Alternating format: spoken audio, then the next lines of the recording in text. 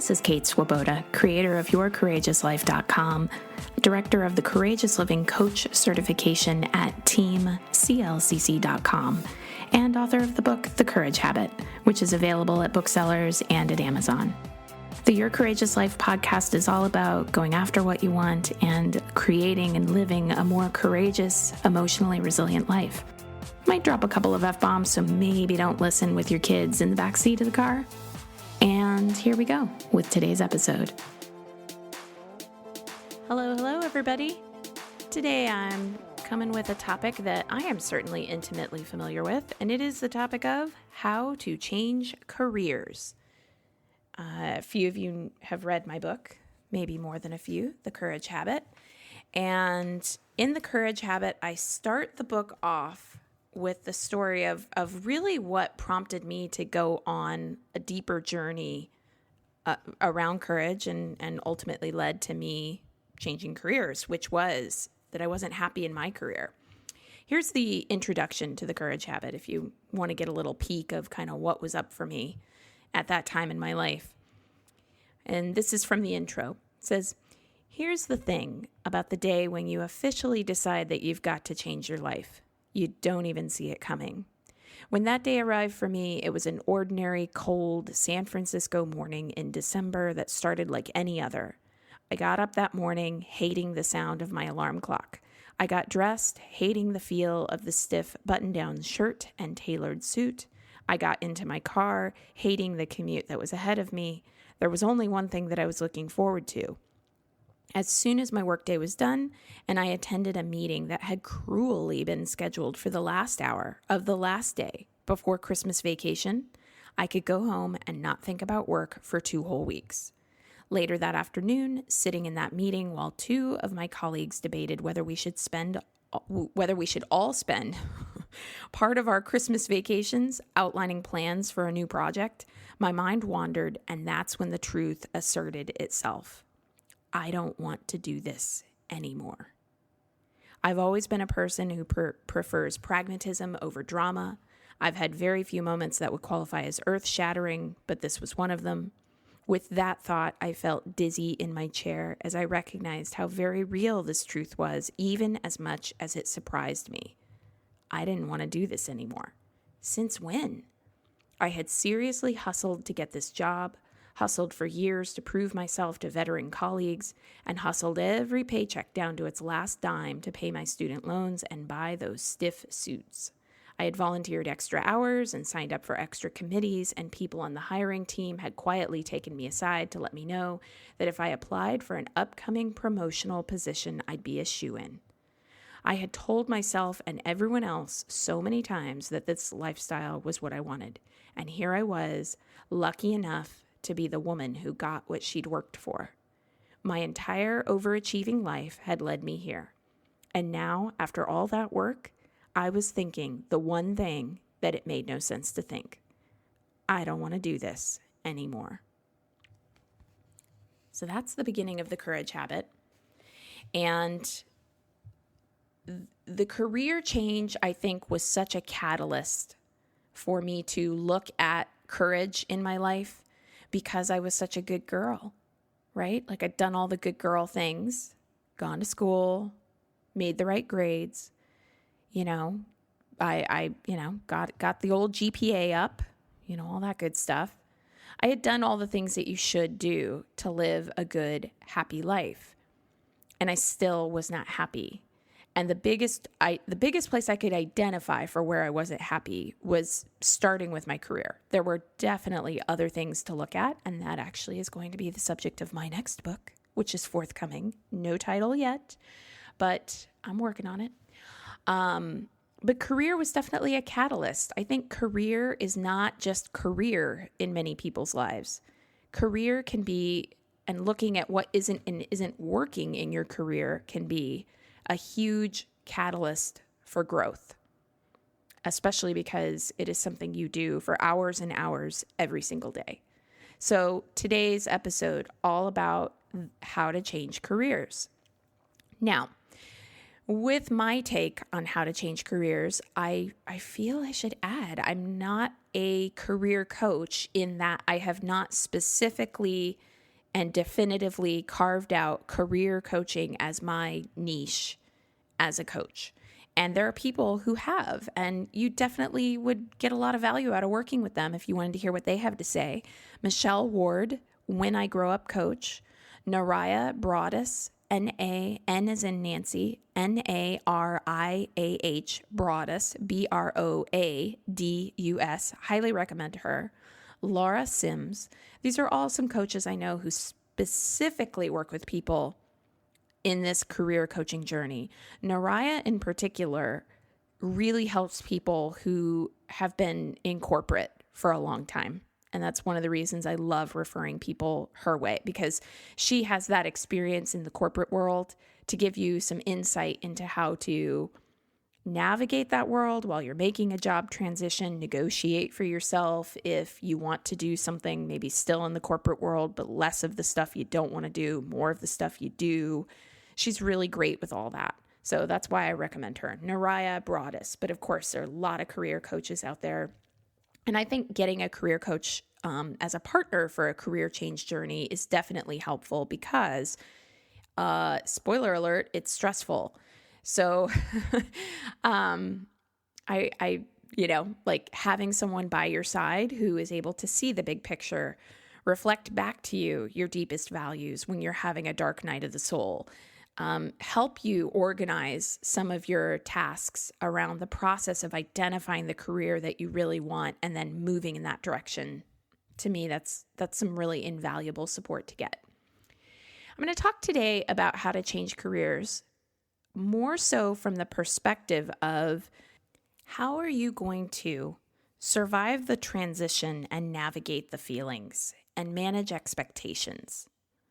Because I think, even though I don't define myself as a career coach, I've definitely been along for the ride for many clients who have been transitioning into different careers. And I have noticed that one of the things that can make career change really difficult is the kind of put your eggs all in one basket hopes for what that career transition is going to look like. So it's like there's this way in which people spend a lot of time in a space of, okay, I'm trying to stick my head in the sand and not actually acknowledge the fact that I'm as unhappy as I truly am in my career. That's pretty normal. I understand that. And then there's the dawning awareness, which is kind of where the courage habit starts, of like, oh shit, like I'm really not happy here. I need to do something about it. Often followed by, for a while, often people will kind of then go, well, but there's nothing I can do about it. I need the money. And then they just kind of go back to being unhappy. And that cycle can play itself out for quite a while, which is really a fear-based cycle. I don't think I could get money or change my situation a lot of times. Not always, but a lot of times. But then the other thing that can happen often is a kind of like that like everything is going to be better on the other side of the bridge of this career transition. If I can just get over to this new career, then I'll be happy. And that often is not a conscious thought. That's just a sense of I need to escape how bad things are over here. So it's not like anybody's waking up in the morning and going, if I just had a new career, everything in my life will be perfect. Usually that's not how people are thinking of it.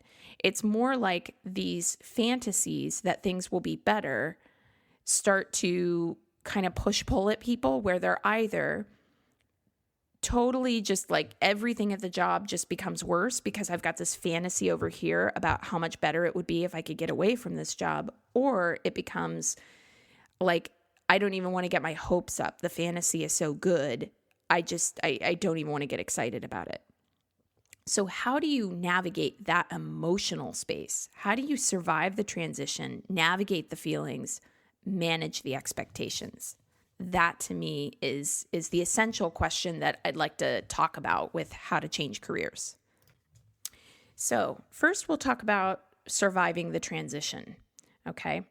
And when I say surviving, I mean surviving as in like the transition actually being able to begin, process, and complete. Because many transitions, especially career transitions, can arouse so much anxiety for people that the transition itself ends up getting aborted.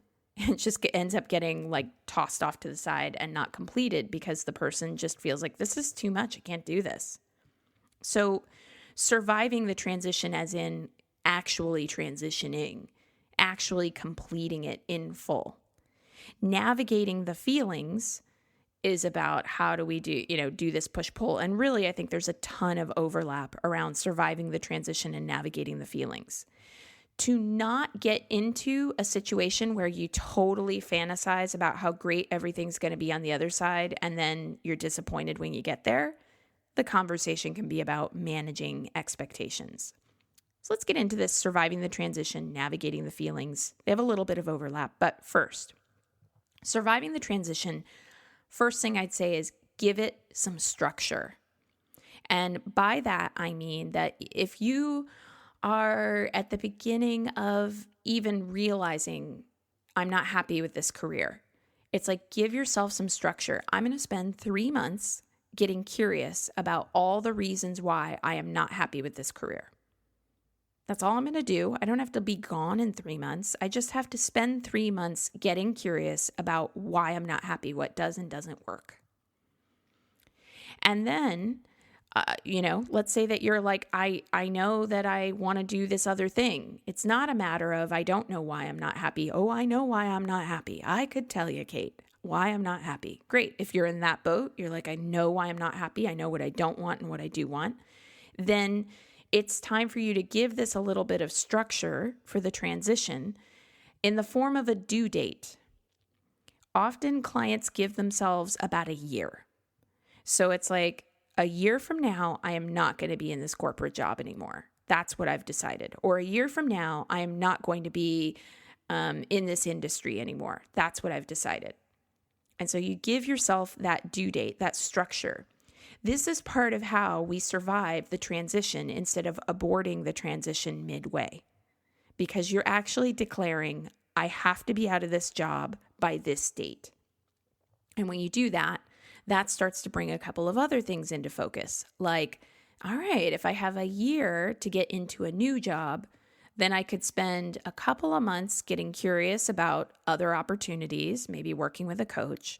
And approximately 6 months beforehand, that's about when I probably want to start like networking, sprucing up my resume, updating my LinkedIn profile, like doing all the things that the kind of nuts and bolts things that you need to do during any transition. And also, because I know that I've given this structure to the transition of, okay, it's going to be a year, here's how much money I'm going to need. Now, of course, I'm just giving examples and I'm riffing. Everybody's different.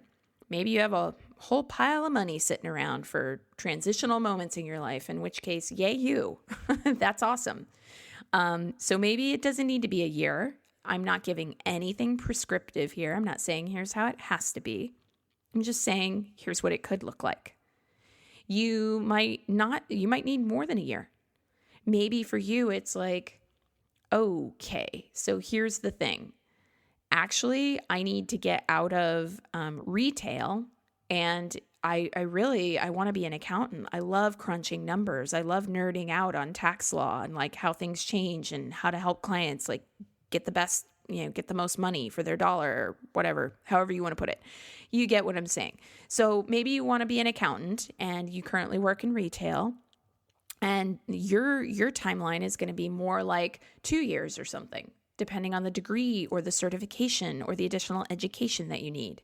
And some of your research might be less about resumes and more about, all right, I think I'm going to have to take out student loans, or, I need to prepare my family for the fact that I'm going to be studying. So first things first, to survive the transition, give yourself some structure. What kind of structure could you use? And particularly, give yourself a timeline and then start asking yourself what needs to be done within quarter 1, quarter 2, quarter 3, or within a month or within the next 6 months. Now, in the Courage Habit, I talk about this moment that I had at this meeting, and it was like, what did I do? What structure did I give? Now, I totally gave myself like, okay, here's what I'm going to do. I'm going to move into this other thing. It was a couple months of self-discovery, and then a couple of different amazing fortuitous circumstances happened. And I kind of realized like, oh yeah, life coaching, this is what I want to do. Absolutely. And so I started life coach training. But I got to tell you, when I first started life coach training, I had this huge idea in my head that I knew nothing about business and had, I thought to start your own business and like really be successful at it, I kind of thought you had to like go to school and get your MBA or something. I don't know why I thought that. I kind of had done little entrepreneurial side hobbies before, but I really hadn't fully connected to the fact that you don't have to have an MBA to go into business for yourself. You have a hell of a lot more freedom than you actually think you do. But nonetheless, I just share my story because basically my transition, I didn't even think was going to be letting go of the other job. I had this whole story, capital S story, that you had to have an MBA to start your own business and like really make it successful.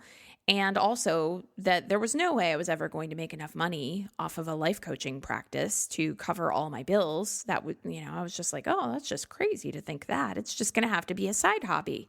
And so I didn't set a due date for leaving my job. And since starting the Courageous Living Coach certification, which is the program that I am the director of, a lot of our trainees come in and, kind of have the same idea. Like they just are like, I don't want to put pressure on myself that I have to be out of a certain job by a certain time. It feels like too much for me. I would just really prefer to go, okay, I can coach on the side. I don't have to make it a thing. And I respect that enormously. I think that's a great way to start dipping your toes into a possible career as side hobby.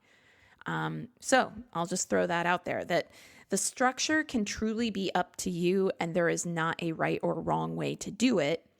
The thing you want to watch out for is not giving yourself enough structure to keep yourself accountable to the change you want to make.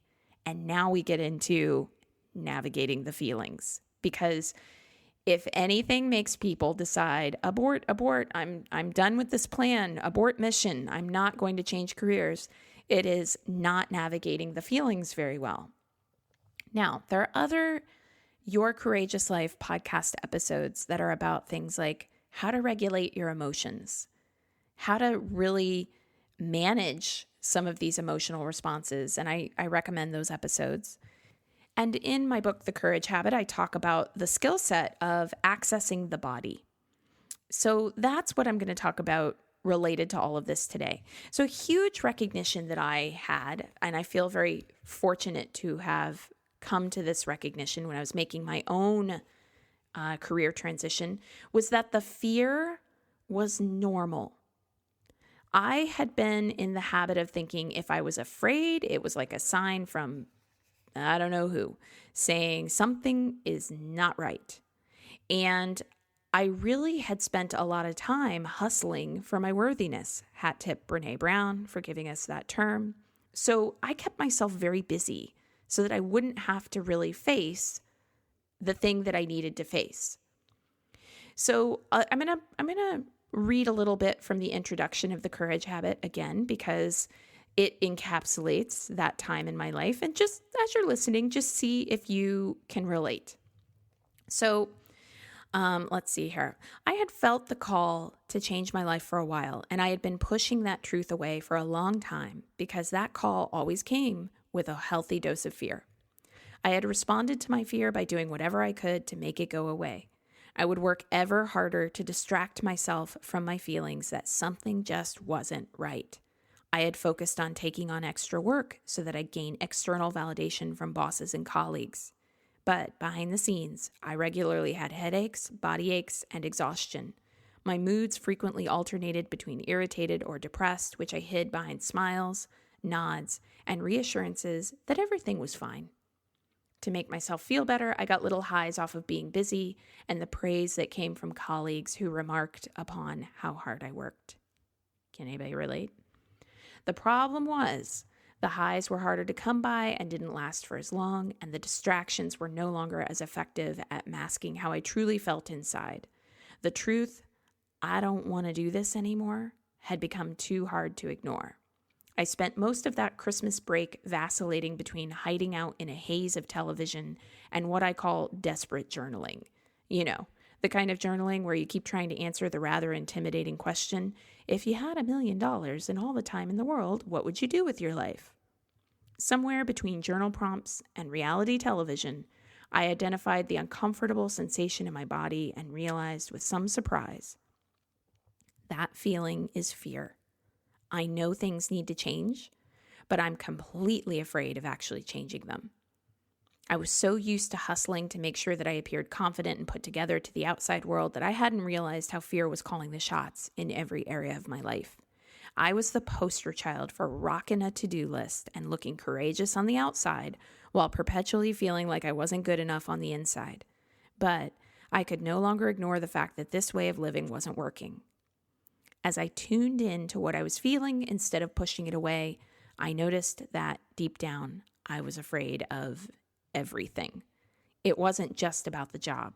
Sure, I was afraid of being unhappy if I stayed and was intimidated by the thought of switching careers, but this ran deeper. I was afraid that I'd never figure out who I was or what I wanted. I berated myself for being so confused and for not having immediate answers. Since none of my friends, family, or colleagues had ever talked about the same confusion I was experiencing, I thought I was alone with it. I was afraid of being judged if I started talking about what felt true or if I made choices that were different than what others expected. Lacking a plan, I did what felt necessary in that moment. Instead of pushing away the fear, I did something I had never done before. I acknowledged that the fear existed and that it had controlled me without my realizing it. Okay, so I'm afraid, I remember thinking, turning the idea over and over. And now, with more awareness of the situation, I had another realization. I had a choice. I could go back to pushing away the fear, which would keep me exactly where I had been, or I could start dealing with my fears differently, in ways that required courage, but that might result in the authentic happiness that I'd been searching for. For several months thereafter, I was resolved. At first, I thought that simply putting my mind to it and deciding to face my fear would be enough. All I needed to do was tell my self-doubt to take a hike, and then I could start living the life of my dreams, right? But the months that followed brought near constant stops and starts, as the old patterns didn't go away so easily. I was constantly taking one step forward and then one step back. There were weeks I'd find the courage within myself to speak up, even if my opinion was unpopular, or I'd come home and skip the extra workload in favor of writing a fiction, another thing I had abandoned around the time that I started trying to climb a career ladder. Then there were other weeks where I found myself feeling more insecure and uncertain about where my future was headed. During those weeks, I'd find myself agreeing, yet again, to take on more committee work for colleagues just to get a little hit of their approval. I didn't understand how I could know so deeply that something needed to be different, yet find it so difficult to take the action required to do things differently. Maybe you know what I'm talking about. I'm betting you do if you're still listening this long in. So, navigating the emotions, accessing the body. Step 1, go ahead and acknowledge that the fear exists. It exists. It's there. Does it have to define your life? No. But you're afraid of changing careers. You want something to shift. The fear exists. And you can either look at it and deal with it. You can navigate that emotional space, or you can go back to distractions. It will still be there when you come back. So if you need to go to a distraction, I hate the judgment in self-help. Like Like if you're not constantly slaying and hustling, you're not doing it right or something. I'm not into that. I'm going to be really real with you that hiding out from your fear won't get you where you want, while I'm also going to say very gently and with a lot of compassion that I get it, that we all do it. I mean, it's in print, okay, if you want to read. Like, I've done it. I still do it. I still have places where I would rather, hide out than look at my fears. The benefit of doing the work is that it gets a lot less scary to look at the things you're afraid of the more you practice looking at them. And it gets a lot easier to recognize hideout behaviors that at first are very unconscious the deeper you dive into this process. So, acknowledge that the fear exists. It is there. It is not going anywhere. And you can really move your life forward powerfully if you are willing to go, okay, so I'm afraid. I'm making a career change. I'm afraid. And then the more that you acknowledge that, a pretty cool thing happens. It's like, and I'm afraid. And I'm breathing. I'm not bleeding. I still have a roof over my head. Like right now, if you're contemplating a career change, maybe you're driving in your car listening to this. Maybe you're working out. Maybe you're walking around, taking a walk, listening to this on headphones. Maybe you're working. Maybe you're working at the job. You're like, oh, I had to listen to this YCL episode because I am at the job right now that I want to get the hell away from. Whatever your circumstances are, think about making that career change. And you might feel a little bit afraid. And the stories might come up that it's not possible, that you'll never make money, that it's not realistic, that it's not the right time, that the economy is this. I mean, the time period when I was making this career change was 2008. People, go look at what was happening in the economy in 2008. I had lots of reasons to say that it was not the right time. And I had the student loans, and I had all the things. I had a rent I had to make, and I lived in the San Francisco Bay Area where rent is ridiculous. All the things. I had all the things. I had all those fears. And they're there. That's all. Like, think about that. Just slow down a bit with the feeling. It's okay. You're afraid, and you're still alive, you're still breathing, you're still walking or running or driving or whatever you're doing right now. There's no blood. You are okay. Now, I get that even if you understand the logic of like, oh, I'm okay, you might be thinking, well, yeah, Kate, I'm okay now listening to this podcast, but like, I'm not going to be okay if I can't pay my mortgage in 6 months. No, I totally get that. But that's the thing. You take this stuff one piece at a time. And you really have to understand as you navigate these emotions that you're going to be afraid either way. You're just picking different flavors of fear.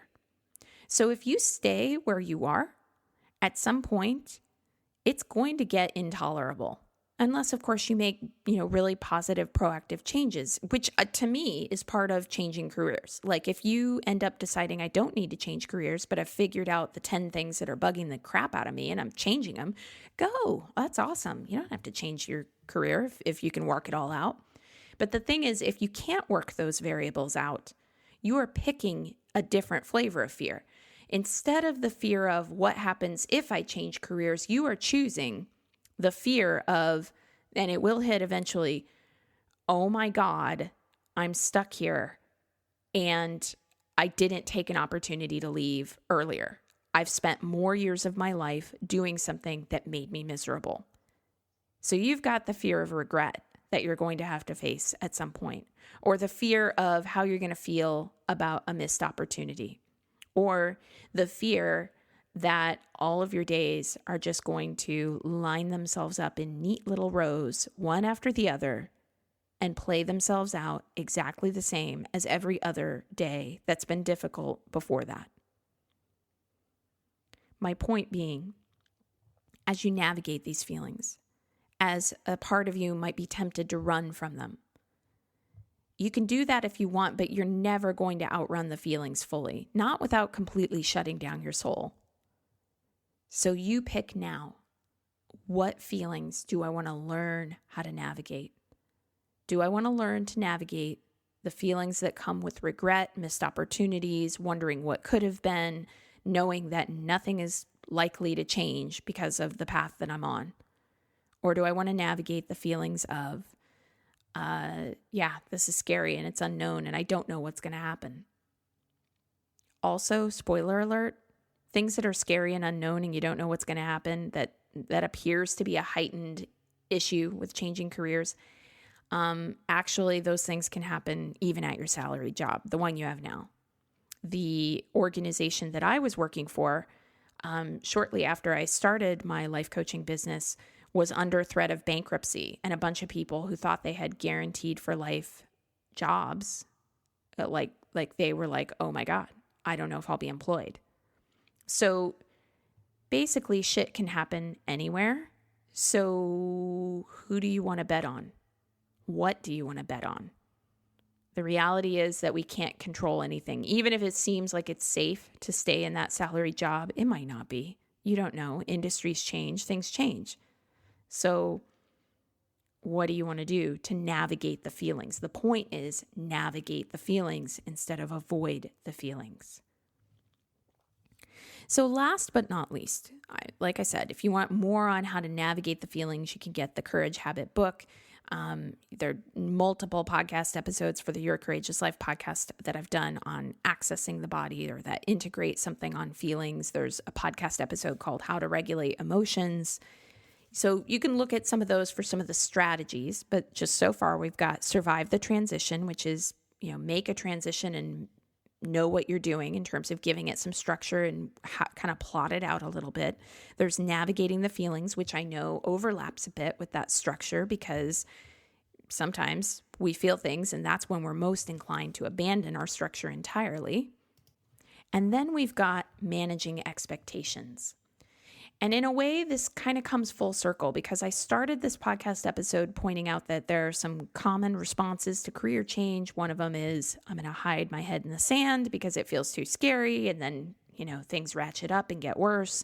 And then another of them is the fantasy that everything is going to be so different when I get over there on the other side of this career change, when I can get away from this job or this industry.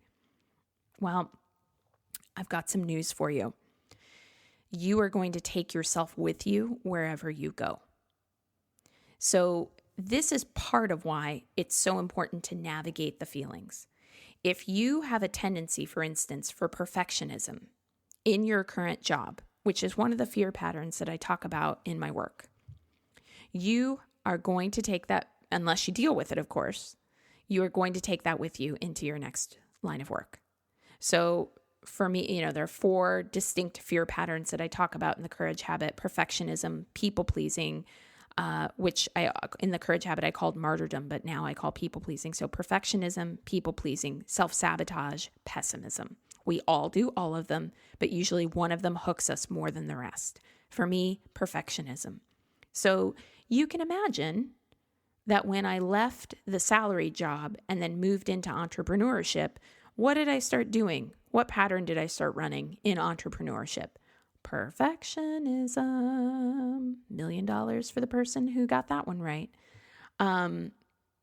It showed up in all kinds of ways. Like I thought I had to be perfect. I would go into overwork patterns. I would seek external approval. I still notice some of those things come up.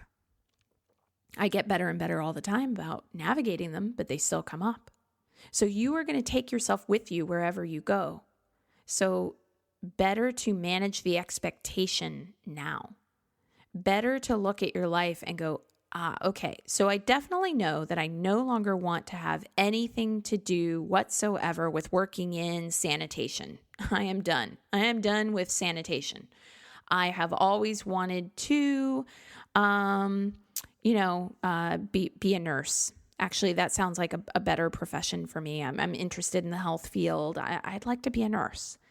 So that is great that you're going to change from one industry to another. Just keep in mind that if you have a fear pattern that runs, that is pessimism, the kind of negativity of like things don't work out for me. I just have to be realistic.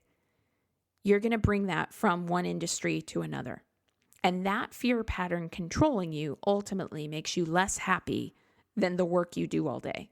That sounds unbelievable. You might be willing to argue with me about that. No, Kate, really, truly, if I was no longer working in sanitation and I was working in nursing, I would be so much happier. It's just simply not true. These are things that we tell ourselves when we're idealizing alternatives, and we need to manage our expectations. And by manage expectations, I don't mean what's even the point of changing careers because you're still going to be a hot mess when you go from one, it's like, oh man, that's some harsh inner critic talk right there.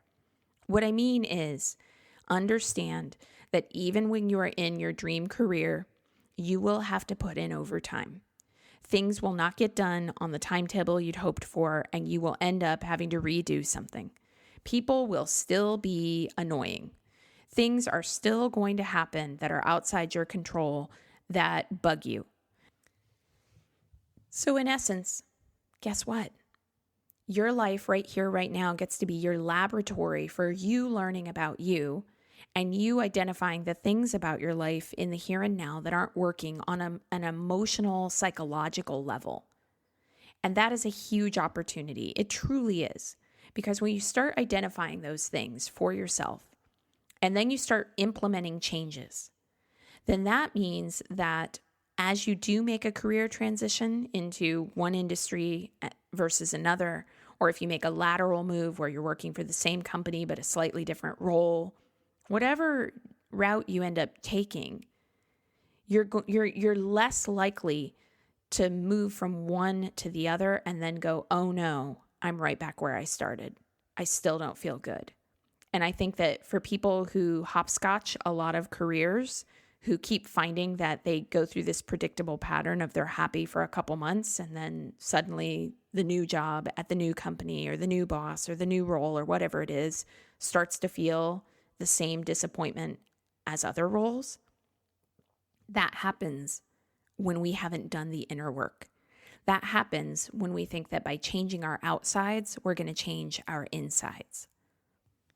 So is that hard? Yeah. But it's also your life's work. In many ways, your life's masterpiece. I am so grateful for as hard as that period in my life was. I am so grateful to have walked through it because clearly, the life I have today, I couldn't have even dreamed up at that time. There's no way. There's no way. There are no words for how not on my radar the book deals, the life coach training program, the clients, the incredible people, all of it, the podcasts, there's just no words for how not on my radar any of those things were. And I occasionally run into people I used to work with ages ago, most of whom are still at the same organization, and many of whom seem very happy, right?